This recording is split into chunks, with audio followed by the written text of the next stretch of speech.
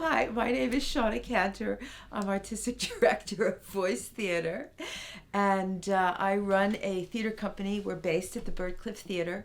Voice Theater was created in Paris in 1988, and the very first production was a show called Pushing Through, which was developed with Palestinian and Israeli women. Since then, we've done an enormous amount of projects that are sheer entertainment, and we just do because they're fun, and also projects that have to do with bringing groups together that might not choose to be in the same room.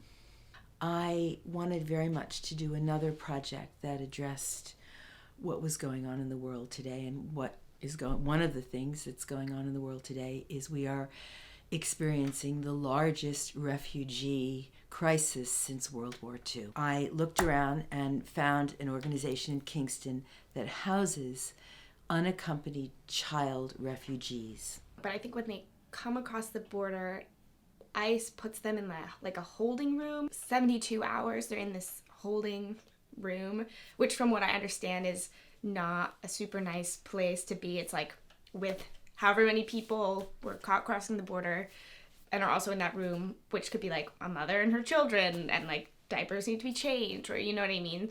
So it's a pretty crowded space from what I've been told. These are kids who have left their home country and gotten mostly on the tops of trains and gone through Mexico. If they fall off the train, they die because they fall off in the desert and there's no way to recoup.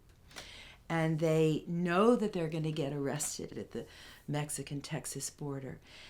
And sometimes one parent has been here for years, or in one case, my first refugee kid that we worked with, 10 years old, he came home from school. His parents were lying dead in his front yard because they refused to let the gangs take his 15-year-old brother. And so the gang simply killed the parents. He then hid in a closet. His 15-year-old brother came home from school, climbed in through the back window because he saw what had happened. They took things from the house, they went on the tops of these trains, and they're now here in Kingston awaiting sponsorship. So these are kids who don't want to become gang members. Despite being alone, and going towards an uncertain future and coming from an uncertain place, they want communication and they want connection. So that was really just beautiful and important for me to see, because if someone in that situation can have a pretty positive desire like that, then I certainly can. I just kept wanting to give them a hug or something, because they're so, they acted pretty normal, just like young kids, which is good. But I also, in my heart, I was like, I know that there has to be so much going on emotionally for you, and I understand also if you just, for survival purposes, kind of can't process that right now. There's no sort of recourse for these kids. There are no other jobs. There's no other way to get out from under. There's no other economy. The gangs are the government. If you go to a hospital that a gang runs, you are part of that gang because you have accepted medical attention. So this is the kind of thing that's going on. And when I ask these kids, why, and mind you, these are kids 10 years old to 17. When I ask these kids, why is this happening?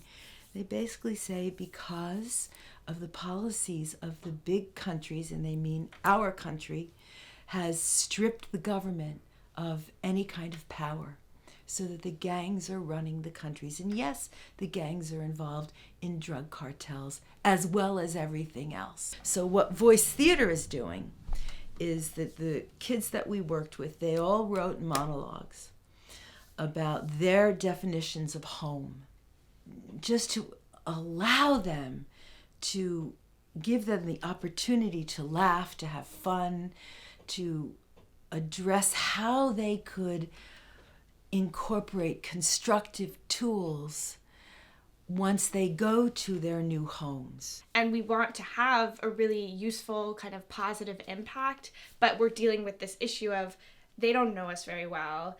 They're in a really vulnerable place. It's really, really likely they have some traumatic background or coming kind of from an intense place. And we want to connect with them in like an hour and a half. So we also kind of spent a lot of time just talking about how could that be possible and what could be a tangible thing that we could maybe provide them with. Not to say, like, we also kind of did a lot of just fun games, which I think is super important just for kids to have an opportunity to have some fun. But we also spent time trying to figure out how can we create workshops that in some way give them a sense of stability, maybe a positive outlook on their new location that they're going to. I hope, I just really hope that wherever it is they go to, there is able to be some sort of community that they can join or some sort of like positive space. I don't know, they're like literally going all over the country.